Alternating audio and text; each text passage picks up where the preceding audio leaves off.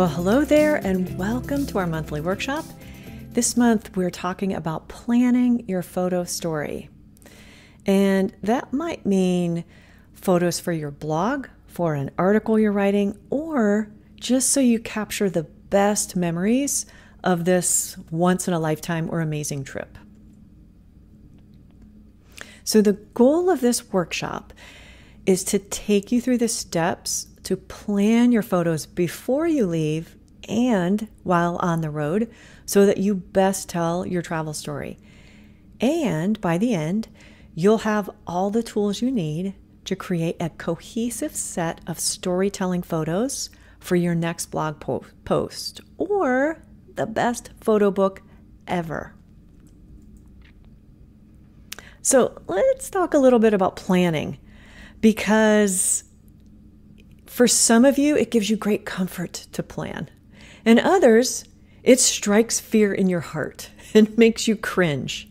So let's talk about how it's going to look when we discuss planning together. Now, there's different approaches, right? There's intense planning, where you have a very detailed shot list. You know before you leave exactly the photos that you're going to create and when. So the trip is really all about the photos. You're making best use of all the best light during the perfect times of day. And then you have loose planning, where you have absolutely no idea what photos you'll take.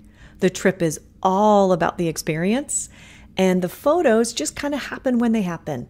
And whatever lighting is there, you deal with it.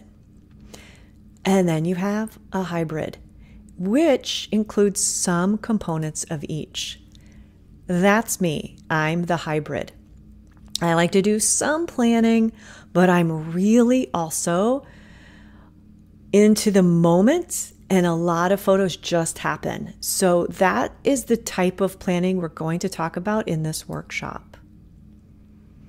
You're going to learn how to develop a shot list so you know ahead of time which photos you need or want, how to plan locations for the best kind of signature or headliner photos, have a plan, but remain flexible and responsive for changes, because sometimes they happen. A lot of times they happen. Weather, itinerary. Okay, you want to be able to create a story, right? So what does that mean? It's a cohesive set of photos, not just random snapshots. We're going to talk more about that. You'll also learn how to create great detail shots that make your reader feel like they're there with you. And then you'll identify key photos that should always be included. And from the photos you take, how do you know which ones best tell the story and which to use in your blog? All right, let's start with developing a shot list. These are the things to consider when you're making a list. This is before you even leave on your trip. You want to think about the landmarks, the things or places that this particular area is known for, any events that might be happening, like a festival or a market, and then specific topics that you'll be writing about. And this can be topics that you want to write about because you're imagining this blog post ahead of time, or if you're being commissioned or working with a sponsor and they want you to cover certain things during your article or blog post. So you're planning this list, this shot list you come up with.